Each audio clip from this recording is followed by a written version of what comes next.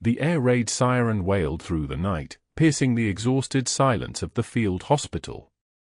The wounded men stirred restlessly in their beds, some whimpering in fear, others too sedated to respond. Nurse Harriet Owens moved swiftly through the ward, her practiced hands checking for lines and morphine drips. "It's all right," she murmured to a young private whose eyes had flown open in panic. "Just a drill, likely. Try to rest." But the words rang hollow. After 8 months in this Belgian field hospital, Harriet knew the difference between a drill and a warning. The Germans were coming again. Ward 3 secure, she called to the head nurse, helping to wheel a critical case toward the underground shelter. Moving the priority patients now. Harriet had arrived in Europe believing duty would be enough, that caring for wounded soldiers would fulfill her purpose. The daughter of a military doctor, she had grown up understanding that emotions complicated medical care. The moment you let yourself feel too much for one patient, her father had always said, you compromise your ability to save the others. It was her mantra, her protection against the horrors she witnessed daily. Detachment was survival. Emotional distance was efficiency. And efficiency saved lives. As they moved the last critical patients downstairs, the first bombs fell, shaking the foundation of the hospital. Dust sifted from the ceiling. Harriet checked her watch, 2:17 a.m., April 3, 1944. Another sleepless night, another reminder that hope was a luxury they couldn't afford. "Nurse Owens!" Major Phillips called out as the bombing subsided. "We've got incoming wounded from the front. Allies and..." He hesitated. "German POWs. The transport was hit during evacuation." "Sir, we're at capacity," she replied, her voice steady despite her exhaustion. "We're a field hospital, Owens. We take what comes. Triage in the courtyard. Patch them up enough to transport the Germans to the POW medical facility." Harriet nodded sharply, gathering supplies. As dawn broke, the ambulances arrived, bringing the acrid smell of gunpowder and burnt flesh. She moved methodically among the wounded, assessing, categorizing. Allied soldiers first, as per protocol. German prisoners last. She had treated dozens of wounded Germans before, it was protocol, according to the Geneva Convention. But she had always managed to maintain her distance, to see them as tasks rather than men. Their faces blurred together in her memory, uniform injuries requiring uniform responses. Until him. He was semi-conscious on a stretcher at the far end of the triage area. A German officer with a chest wound and a badly fractured leg. His uniform had been largely cut away, revealing pale skin mottled with bruises. As Harriet approached, his eyes fluttered open, startlingly blue against his dirt-streaked face. "Wasser," he whispered. "Water, please." The English surprised her, as did the lack of demanding tone she'd come to expect from German officers. She hesitated, then brought a canteen to his lips. "Thank you," he murmured, his accent refined but unmistakably German. "I know Americans have little reason to show kindness to men like me." Harriet stiffened. "I'm a nurse. I treat patients regardless of their uniform."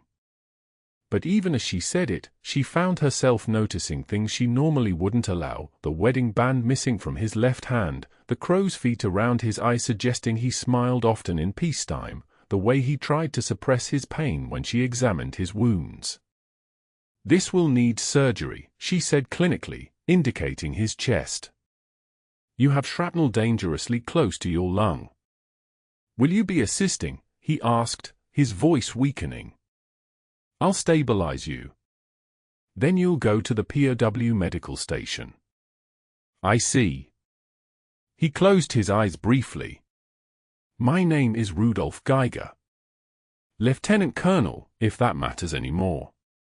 "It doesn't," Harriet said, but found herself adding, "I'm Nurse Owens." "Harriet," said a voice behind her. Dr. Miller, the head surgeon, approached with a frown. "This one needs immediate surgery. The POW transport won't be here until tomorrow, and he won't last that long. Prep him for the OR." Harriet nodded, avoiding the German officer's gaze. She shouldn't have engaged him in conversation. It complicated things, gave him a humanity she couldn't afford to recognize. As they wheeled him toward surgery, Rudolf caught her wrist with surprising strength. "Nurse Owens," he said quietly, "if I don't survive, there's a letter in my pocket. For my sister in Munich. Please?" Harriet hesitated, then reached into the remains of his uniform jacket. The letter was bloodstained but intact. She should have handed it to intelligence officers. It could contain military information. Instead, she slipped it into her pocket. "I'll make sure it reaches her," she said, not knowing if she could keep such a promise, or why she'd made it at all. In surgery, Rudolf Geiger's heart stopped twice. Both times, Harriet worked with a fervor that surprised even her, administering adrenaline, assisting with manual resuscitation. When he finally stabilized, she realized she'd been holding her breath. "Good work, Nurse Owens," Dr. Miller said, peeling off his bloody gloves. "Though I haven't seen you fight that hard for a German before." Harriet couldn't explain it to herself, let alone to Dr. Miller. There was something in Rudolf's eyes, not just pain or fear, but a profound weariness she recognized in herself. The exhaustion of someone who had seen too much death, who perhaps no longer believed in the cause they served. For 3 days, Rudolf remained in the recovery ward, segregated from the Allied wounded but under Harriet's care. Protocol required minimal interaction, just enough medical attention to keep him stable until transfer.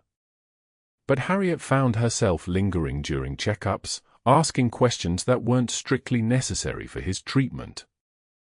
She learned he had been a history professor before the war. That he spoke English because he'd studied at Oxford for a year in 1936. That he had a younger sister named Elsa who played violin for the Munich Philharmonic. "Are you Nurse Owens?" he asked on the 3rd night, when the ward was quiet and she'd come to check his dressings. "What did you leave behind for this war?" Harriet's hands paused over his bandages. "Not much. My father's a military doctor. Mother died when I was young. I was raised to serve. But not to feel." Rudolf's observation cut too close. "Feelings get in the way of duty," she said automatically. "Perhaps," he replied. "Or perhaps they remind us why duty matters."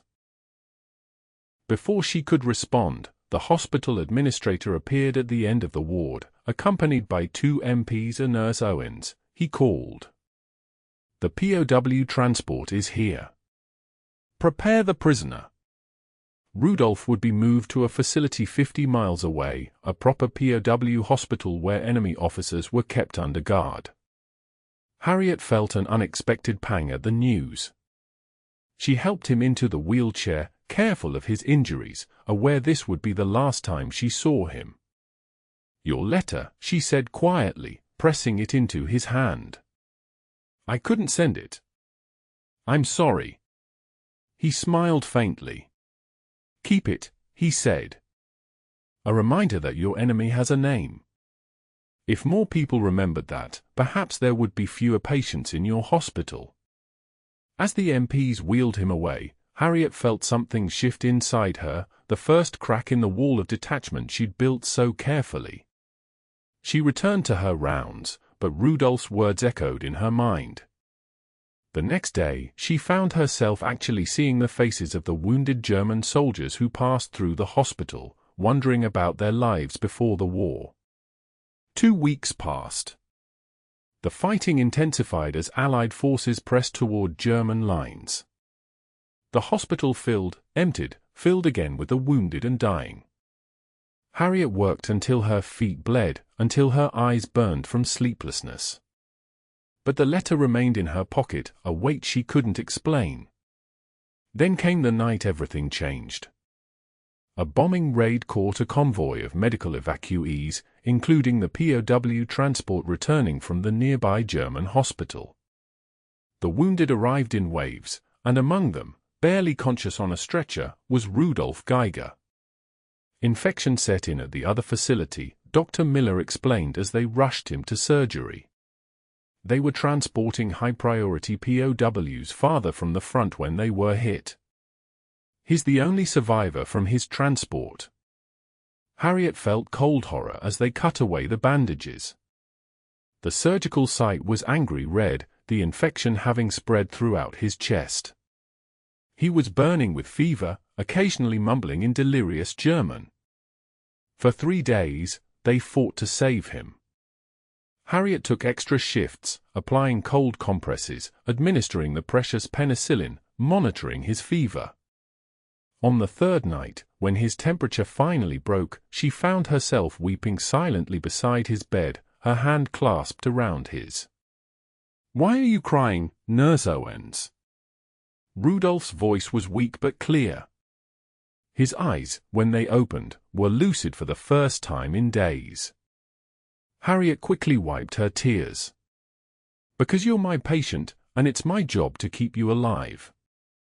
"Is that the only reason?" She couldn't answer. Instead, she checked his pulse, made a note on his chart. "You should rest. You've been very ill." "Harriet," he said, using her first name for the first time. "Thank you for fighting for me." In the weeks that followed, Rudolf's recovery was slow but steady. Harriet was assigned as his primary nurse, partly because her German was passable, partly because Dr. Miller had noticed her particular attentiveness to this patient. She told herself it was professional interest in a complicated case, but she knew it was more. Their conversations grew longer, deeper. Rudolf spoke of his disillusionment with the Nazi regime, how he'd tried to secure a teaching position in Switzerland before the war but had been drafted instead. Harriet shared stories of her childhood on army bases, her dream of someday opening a small practice in her Vermont hometown. "You never speak of a husband or a sweetheart," Rudolf observed one evening as she changed his bandages. "There was someone," she admitted. "A doctor. He's in the Pacific now. We write, but—" She shrugged. "The letters come less frequently now." "The distance changes people," Rudolf said softly. "War changes them more." "Yes," she agreed, realizing how much she herself had changed. The Harriet who had arrived in Europe wouldn't have recognized the woman she was becoming, a woman who looked forward to conversations with a German officer, who found herself thinking of him in quiet moments, who had begun to question the clean divisions between ally and enemy. As April turned to May, and Allied forces pushed deeper into Europe, the hospital received orders to relocate closer to the front. All patients who could be moved would be evacuated to England. POWs would be transferred to a secure facility in the south. "When do you leave?" Rudolf asked when Harriet told him the news. "Tomorrow morning. You'll be transported tonight." She tried to keep her voice professional, but something in it betrayed her. Rudolf reached for her hand. "Harriet, I need to tell you something." "Don't," she said quickly. "Please." "Whatever it is, it can't matter." "Not now. Not here." "It matters to me," he said simply. "You have reminded me that humanity can survive even this. That the heart continues despite our best efforts to silence it." Harriet felt tears threatening. "You'll be safer at the new facility. The front is moving too close here." "Safer, perhaps, but farther from you." He squeezed her hand. "May I write to you?" "After the war, when such things are allowed again." The question hit her like physical pain. The idea of after the war seemed impossibly distant, and the chance that they would both survive to see it, even more so. Yet she found herself nodding. "My father's house in Vermont," she said. "I'll be there when this is over." "If you—" "I will find you," he promised. "If I survive this, Harriet Owens, I will find you." That night, as she helped prepare him for transport, Harriet slipped Rudolf's sister's letter back into his hand, along with a small note of her own. She knew it was foolish, perhaps even treasonous, but in a world where men killed each other by the thousands, this small act of human connection felt like the only sane response. The next morning, Harriet's hospital unit moved north, following the Allied advance. Summer came, bringing D-Day and the push into German territory. Harriet treated endless waves of wounded, worked through bombings and shellings, evacuated hospitals under fire. Through it all, Rudolf's word stayed with her: "The heart continues despite our best efforts to silence it." She no longer pretended emotional detachment was possible or even desirable. She learned her patients' names, remembered details about their lives, wrote letters to their families when they couldn't. Her superiors noticed the change, commenting on her improved rapport with patients, never guessing the source of her transformation. In September, Harriet's unit was assigned to a newly liberated French town near the German border. As she helped establish the new field hospital, the head nurse approached her with a puzzled expression. "Owens, there's a French resistance fighter looking for you. Says he has a message." Highly irregular, but he was quite insistent. The resistance fighter was a gaunt man with watchful eyes. He handed her a folded paper and disappeared without waiting for a response. The note was brief, written in familiar handwriting: "I am alive. Working with Allied intelligence now. Cannot say more. Remember our promise. Ah." Harriet's hands trembled. Rudolf was alive, and somehow working with the Allies. It seemed impossible, yet the handwriting was unmistakably his. She tucked the note into her pocket alongside the letter to his sister, the letter she had memorized during lonely nights on duty. Weeks passed with no further word. The Allies continued their push toward Germany, and Harriet's hospital unit moved with them. In late November, as the first snows fell, they set up in an abandoned school near the Rhine. The fighting had intensified as German forces grew desperate, and casualties mounted on both sides. One night, as Harriet worked the overnight shift, a jeep arrived carrying several men in civilian clothes. One was badly wounded, a gunshot to the shoulder. As they brought him in, Harriet recognized the American intelligence officer who occasionally debriefed POWs at their hospital. "This man needs immediate treatment," he told Harriet. "An absolute discretion. He's been working for us behind enemy lines." The wounded man's face was obscured by a hat pulled low, his body hunched in pain. Only when they reached the private examination room and closed the door did he look up. "Hello, Harriet," said Rudolf Geiger. Harriet nearly dropped her medical kit. "How," she began, but the intelligence officer interrupted. "Lieutenant Colonel Geiger has been providing intelligence on German troop movements for the past 4 months, he explained. He was working with the German resistance before his capture, which is why he was trying to reach Allied lines when he was wounded the first time." Rudolf's eyes never left Harriet's face. "I tried to tell you that last night," he said quietly. "His cover was compromised last week," the intelligence officer continued. "We had to extract him under fire. He insisted on coming here, though there were closer medical facilities." "They wouldn't have Nurse Owens," Rudolf said simply. The intelligence officer looked between them with sudden understanding.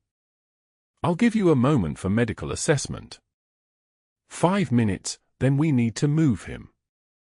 It's not safe here." When they were alone, Harriet moved to examine Rudolf's wound, her hand steady despite her racing heart. "You might have mentioned you were a spy when I was treating you as an enemy officer," she said, trying for lightness despite the lump in her throat. "And risk your safety if the wrong people noticed your change in attitude toward me." Rudolf winced as she cleaned the wound. "I couldn't take that chance." The gunshot had thankfully gone through clean, missing any major blood vessels. As Harriet worked, Rudolf watched her with an intensity that made her cheeks burn. "I've thought of you every day," he said softly. "In the darkest moments, when I was sure I would be discovered, I thought of Vermont and snow and a life where you and I could simply be." Harriet's eyes filled with tears. "I kept your sister's letter," she confessed.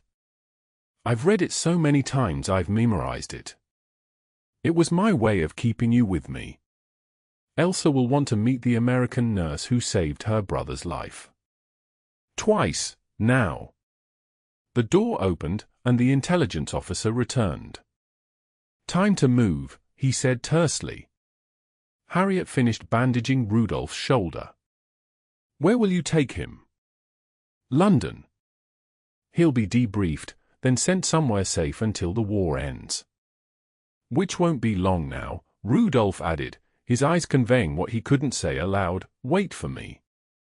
As they prepared to leave, Rudolf pressed something into Harriet's hand, a small, folded paper. "My turn to leave you a letter," he whispered. "For when I can't be here to tell you myself." Then they were gone, leaving Harriet holding a piece of paper and a promise that seemed impossible in a world still torn by war. Winter descended with brutal force. The Battle of the Bulge brought a flood of casualties, and Harriet worked until exhaustion made her numb. Rudolf's letter sustained her, his words of love, his plans for finding her after the war, his belief that they would build a life together in peacetime. In March 1945, Harriet's unit crossed into Germany with the advancing Allied forces. The horrors they encountered, concentration camps, starved civilians, cities reduced to rubble, tested her newfound capacity for compassion. Yet she found strength in remembering Rudolf's courage and his vision of a world beyond hatred. On May 7, 1945, Germany surrendered. The hospital erupted in celebration, but Harriet felt only a quiet, tremulous hope. Was Rudolf still alive? Would he remember his promise? The war in the Pacific continued, which meant her unit wouldn't be sent home immediately. The waiting stretched before her like an endless void. Then, on a warm June morning, as Harriet helped pack medical supplies for a new field hospital location, a nurse burst into the supply room. "Owens, there's someone asking for you at the gate." An American officer. Harriet's heart sank. Not Rudolf, then. Perhaps news of him? She hurried outside, shielding her eyes against the bright sunlight. A jeep was parked near the hospital entrance. Beside it stood a man in an American uniform, his back to her. When he turned, Harriet stopped breathing. Rudolf. In an American officer's uniform, his hair cut military short, but unmistakably him. He looked thinner, older, a new scar visible along his jawline. But his eyes, those blue eyes that had first connected with hers across the triage area, were the same. "Hello, Harriet," he said, his voice carrying across the courtyard. Harriet was vaguely aware of other nurses watching, of the impropriety of what she was about to do, but she couldn't bring herself to care. She crossed to him in quick strides and found herself enveloped in his arms, his heartbeat strong against her cheek. How, she managed to ask when she could speak again. Rudolf smiled, tucking a strand of hair behind her ear with gentle fingers. "American intelligence. They've given me temporary status while I help with occupation efforts. My knowledge of the area, the language, the people, it's useful to them. And after that," he said, "I've been promised passage to America." A chance to start again. His expression grew serious. I can't offer you much, Harriet. My country is in ruins, my academic career destroyed. I have nothing but myself to give you. Harriet shook her head, tears spilling down her cheeks. You're offering me everything, she whispered. A chance to love without walls. To live without the shadow of duty suffocating every other feeling. Rudolf's hand cupped her cheek, his thumb brushing away her tears. Your father's house in Vermont, he said. Is that offer still open? Yes, Harriet said, laughing through her tears. Though I should warn you, Vermont winters are cold. Then we shall keep each other warm, Rudolf replied, and leaned down to kiss her, there in the sunlight, surrounded by the ruins of war but filled with the promise of peace. 6 months later, as snow blanketed the Vermont countryside, Harriet Geiger stood at the window of her father's study, watching her husband chop wood in the yard. Rudolf had adapted to American life with remarkable grace, securing a teaching position at the local college for the spring semester. Dr. Owens, initially skeptical of his daughter marrying a former enemy officer, had warned to Rudolf after hearing the full story of his resistance work. The mantel was lined with Christmas cards, including one from Rudolf's sister Elsa, who hoped to visit from Munich in the summer. Life was taking shape around them, normal and peaceful in ways Harriet had forgotten were possible during the long years of war. As Rudolf came in, stamping snow from his boots, Harriet felt the familiar surge of gratitude that had become her daily companion. They had found each other across battle lines, across prejudice and fear and duty. Their love had survived a world war. What are you thinking about so seriously? Rudolf asked, coming to stand behind her, his arms encircling her waist. Harriet leaned back against him, watching the snow continue to fall. I was thinking about what you told me once, that the heart continues despite our best efforts to silence it. She turned in his arms to face him. You were right. Rudolf smiled, the lines around his eyes crinkling in the way she loved. About that, yes. About many things, no. But loving you. He pressed his lips to her forehead. Loving you is the truest thing I've ever known. Outside, the snow fell silently, covering the scars of the old world, making space for the new one they would build together.